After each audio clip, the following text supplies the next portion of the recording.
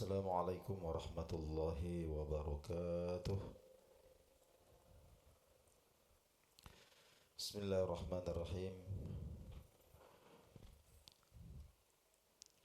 Alhamdulillahi rabbil alamin. Wassalatu wassalamu ala ashrafil anbiya'i wal mursalin Sayyidina wa maulana Muhammadin wa ala alihi wa sahbihi ajma'in.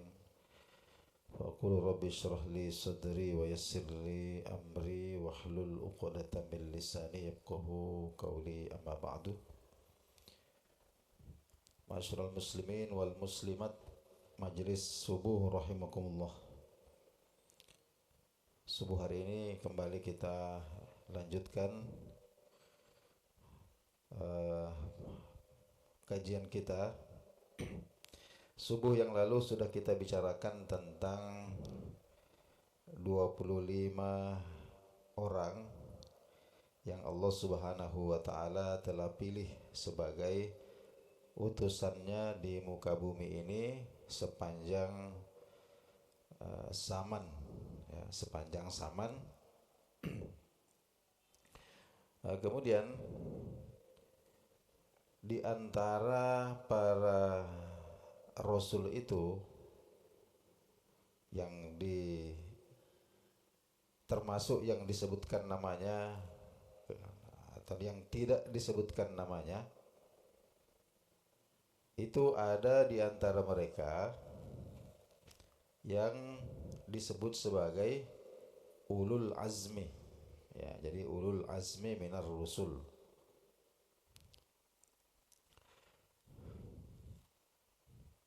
Nah, ulul azmi ini adalah para rasul, para utusan-utusan Allah Subhanahu wa taala yang memiliki keteguhan hati, memiliki kesabaran yang sempurna di dalam mengemban risalah.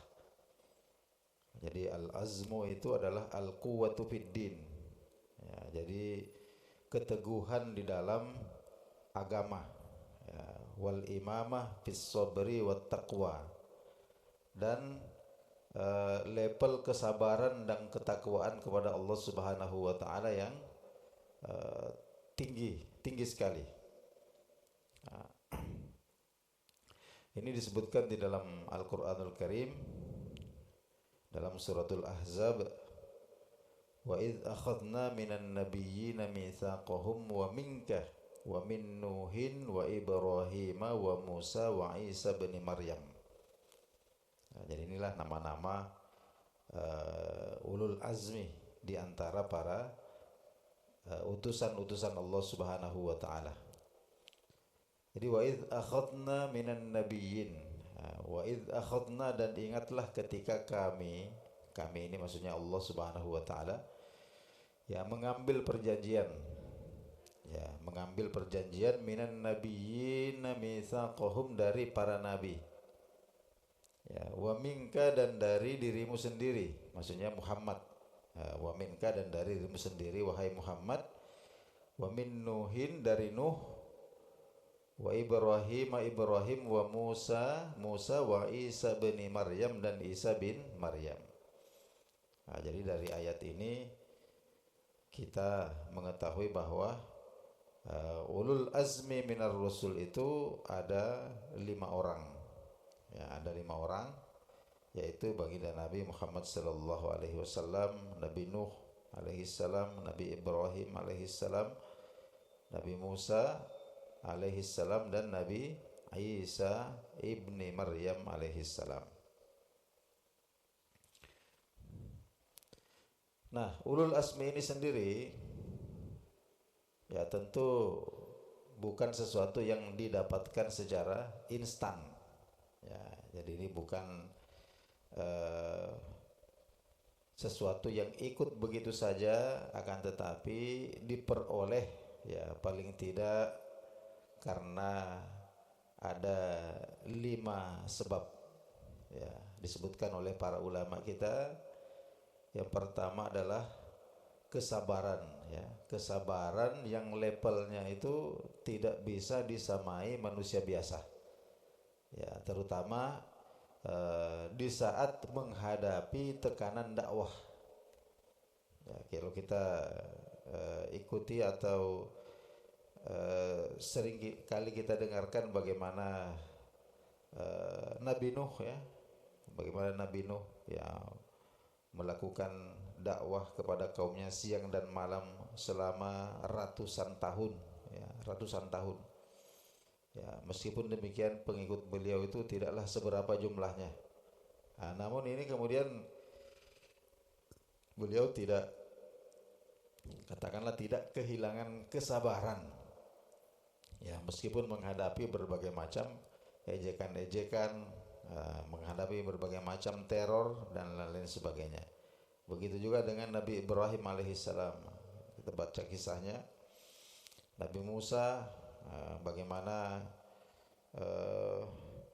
di satu sisi ya beliau menghadapi seorang raja besar yang secara psikologi merupakan sesuatu yang berat bagi beliau, karena Fir'aun ini adalah orang yang memelihara beliau di istananya dari bayi sampai remaja. Nah, kan begitu. Nah, belum lagi kemudian yang kedua dari kaumnya. Nah, Bani Israel ini paling susah diatur. Mereka ini paling pembangkang, kemudian paling kurang ajar ya, tidak ada sopan santun dan seterusnya. Nah, bagaimana beliau bersabar ya di dalam hal seperti itu. Dan kalau kita simak ini memang jadi kesabaran yang levelnya itu tidak bisa disamai manusia biasa. Kemudian yang kedua adalah tidak pernah putus asa ya dalam memperjuangkan risalah. Nah, jadi tidak pernah berputus atau putus harapan ya kepada Allah Subhanahu wa taala. Meskipun secara zahir ini tanda-tanda ini tidak terlihat atau bahkan semakin jauh ya, tapi mereka ini tidak pernah berputus asa di dalam memperjuangkan risalah. Yang ketiga, mengutamakan Allah di atas segalanya. Ya, jadi bagaimana mereka ini punya satu karakter ya, yaitu mengutamakan Allah di atas segalanya. Jadi apapun ini dikorbankan. Ya, kalau memang perjuangan ini menuntut ya harus meninggalkan kampung halaman ya, tinggalkan kampung halaman. Ya, kita tahu bagaimana seumpama Nabi Ibrahim alaihissalam ya. Beliau ini ya pertama ya tinggal di wilayah Irak. Nah, Mesopotamia sekarang dulu, wilayah Irak sekarang.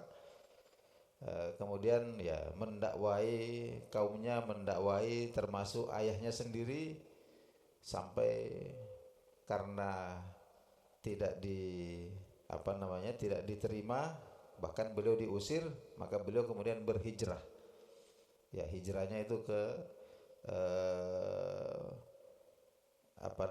ke satu negeri yang bernama Kan'an. Nah, Kan'an itu ya di sekitaran Syria, Jordan sekarang ini. Ya, sampai di situ kemudian beliau berdakwah lagi, lalu diusir lagi, ya beliau sampai ke Mesir, ya dan seterusnya. Nah, itu panjang sekali cerita-cerita atau kisah-kisah bagaimana beliau ya mengorbankan semuanya, ya ditinggalkan kampungnya, bahkan anak istrinya itu ya ditinggalkan di Makkah dan seterusnya untuk dakwah atau risalah ini. Nah, kemudian selanjutnya yang keempat itu adalah, nah ini yang paling sulit, ini adalah mendoakan kebaikan bagi musuh-musuhnya. Nah, jadi ketika para nabi ini mengajak manusia pada kebaikan, mengajak manusia kepada Allah, jalan keselamatan, kemudian ditolak, dilempar, diteror, di macam-macam. Jadi alih-alih mengutuk ya, para ulul azmi ini justru seringkali ya memohonkan ampun dan hidayah untuk orang-orang yang katakanlah menyakiti mereka. Nah, dan tentu penghulu daripada semua itu adalah baginda Nabi Muhammad sallallahu alaihi wasallam. Jadi secara khusus Allah Subhanahu wa taala di dalam surah Al-Ahqaf ayat 35 itu memberikan satu instruksi kepada Nabi Muhammad sallallahu alaihi wasallam. Allah berfirman, "Wahai Muhammad, fasbir, bersabarlah kamu, kama sabara ulul azmi minar rusuli." Ya, sebagaimana bersabarnya para rasul yang memiliki keteguhan hati. Kemudian selanjutnya at-tafadulu bainahum. Ya, bahwa di antara para nabi, para rasul ini antara satu dengan yang lain itu ya ada yang katakanlah memiliki kelebihan dibandingkan yang lain. Ya. Nah, disebutkan di dalam Al-Qur'anul Karim ya, bahwa Allah Subhanahu wa taala ya melebihkan kedudukan sebahagian rasul di atas sebahagian yang lain. Ya, ini dalam suratul Baqarah ayat 253. Tilkar rusulu faddalna ba'dhum ala ba'din. Ya, itulah itu mereka itulah para rasul, para utusan-utusan, faddalna ba'dhum ala ba'din, yang kami Allah lebihkan ya sebahagian mereka atas sebahagian yang lain. Ya, minhum man kallamallah, ya di antara mereka itu ada yang kallamallahu, berbicara langsung dengan Allah. Nah, ini namanya keutamaan ini, berbicara langsung dengan Allah, yaitu Nabi Musa alaihissalam. Minhum man kallamallahu wa rafa'a ba'dahum darajatin. Nah, dan di antara mereka juga ada yang Allah angkat derajatnya di atas yang lain. Ya, maksudnya baginda Nabi Muhammad sallallahu alaihi wasallam. Nah, kemudian disebutkan juga wa ataina Isa bin Maryam al-bayyinati wa ayyadnahu biruhil qudus. Ya, dan kami telah berikan kepada Nabi Isa beberapa mukjizat. Ya, di antaranya adalah dengan izin Allah ya membangkitkan orang yang sudah mati dikubur, ya, sudah dikubur bahkan Allah. Kemudian menyembuhkan orang yang buta sejak lahir, yang namanya wa ataina Isa bin Maryam al-bayyinat. Nah, dan kami telah berikan kelebihan kepada Nabi Isa, yaitu beberapa mukjizat. Wa ayyadnahu biruhil qudus. Ya, dan kami kokohkan dia dengan Ruhil Kudus, yaitu Jibril alaihissalam. Itu disebutkan dalam suratul Baqarah awal juz ya. Awal juz yang ketiga itu. Nah, jadi di situ sangat tegas disebutkan bahwa sebahagian para utusan itu memiliki kelebihan di atas sebahagian yang lain. Ya, namun tentang tafdil ini, tentang kelebihan satu sama lain, itu standarnya adalah rojiun ila ikhtiyarillahi ta'ala. Itu semata-mata adalah wewenang Allah Subhanahu wa ta'ala. Jadi yang berhak untuk membandingkan mana yang lebih utama di antara para rasulnya itu adalah Allah Subhanahu wa ta'ala. Ya, bimazaya wahabaha lirrasuli aw li ummatihi aw li risalatihi. Ya, dan kalau kita perhatikan itu ya, penyebab keistimewaan itu karena Allah memberikan itu baik kepada pribadi rasulnya itu, atau kepada umatnya, atau kepada risalahnya. Ya, jadi kelebihan-kelebihan itu objeknya ada tiga. Yang pertama pribadi atau sosok daripada utusan itu sendiri. Yang kedua keistimewaan yang diberikan kepada umatnya. Kemudian yang ketiga keistimewaan yang diberikan kepada risalahnya itu. Nah, adapun utusan Allah Subhanahu wa taala ya secara umum itu yang paling afdol itu adalah ulul azmi. Nah, itu 5 yang kita sebutkan namanya. Nah, secara umum di antara 124.000 nabi ya, kemudian disebutkan di dalam hadis itu 300 sekian ya. Di antara mereka itu adalah nabi sekaligus rasul. Ada 25 yang wajib kita ketahui namanya. 5 inilah yang paling utama di antara mereka, yaitu Nabi Nuh, Nabi Ibrahim, Nabi Musa, Nabi Isa, dan Nabi Muhammad alaihimus salatu wassalam. Nah, kemudian di antara ulul azmi itu yang paling utama adalah Rasuluna Muhammadun sallallahu alaihi wasallam, ya, Rasulullah Muhammad sallallahu alaihi wasallam. Kenapa demikian? Idz annahu jama'a kullama tafarraqa fir rusulis sabiqin wa risalatihim mim mazaya wa mahasina wa kamalatin. Karena semua keistimewaan, ya, baik itu kebaikan, ya, termasuk akhlak umpama kesabaran, ya, ketabahan, kekuatan argumentasi, ya, baik yang ada pada diri pribadi Nabi Shallallahu Alaihi Wasallam, begitu juga keistimewaan yang Allah berikan kepada risalahnya yang sifatnya ini umum, tidak terbatas hanya pada bangsa atau kaum tertentu, dan berlaku selama-lamanya, ya, tidak dibatasi oleh waktu tertentu. Begitu juga keistimewaan yang Allah berikan kepada umatnya. Jadi memandang itu semua, maka yang paling mulia di antara mereka itu adalah baginda Nabi Muhammad sallallahu alaihi wasallam. Jadi fahuwa sallallahu alaihi wasallam afdalul mursalin. Beliaulah utusan Allah yang paling utama, wasayyiduhum, dan penghulunya. Ya. Dan risalah yang beliau bawa adalah risalah yang paling universal karena berlaku untuk semua, wa ashmaluha, dan yang paling mencakup semua. Ya, jadi termasuk tatanannya, ya, baik dari segi syariat, dari segi akidah, maupun dari segi adab akhlak, termasuk muamalah, itu sudah paling mencakup semua. Begitu juga umatnya itu adalah sebaik-baik umat yang pernah dilahirkan. Ya, ini disebutkan sendiri oleh Allah Subhanahu wa taala, kuntum khaira ummatin ukhrijat linnas. Jadi kalian umat Nabi ini adalah sebaik-baik umat yang pernah dilahirkan, ya, bagi umat manusia. Kemudian wadinuhu huwal dinul ladzir tadahu Allahu li ibadihi ila an taqumas saah.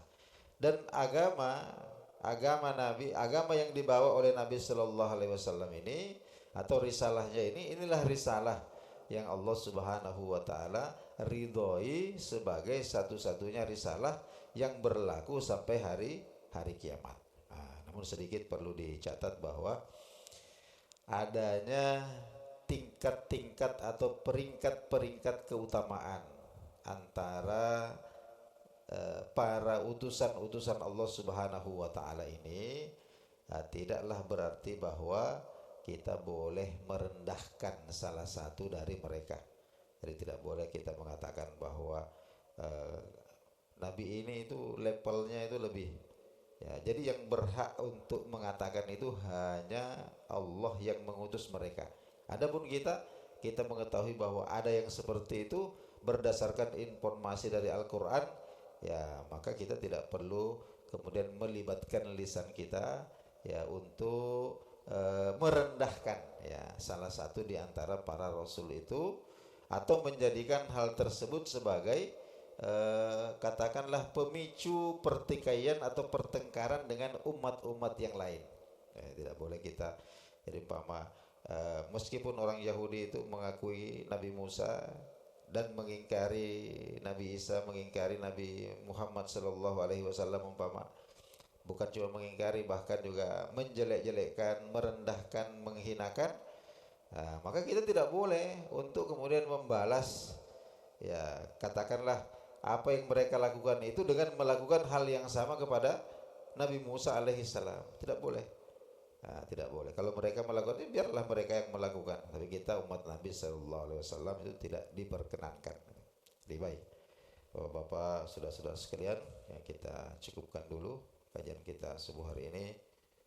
Insyaallah kita lanjutkan lagi pada pertemuan berikutnya dengan satu tema, yaitu usulur risalati wahidatun, bahwa inti risalah-risalah yang dibawa oleh para nabi, pesan-pesan ilahi yang dibawa oleh para rasul ini satu.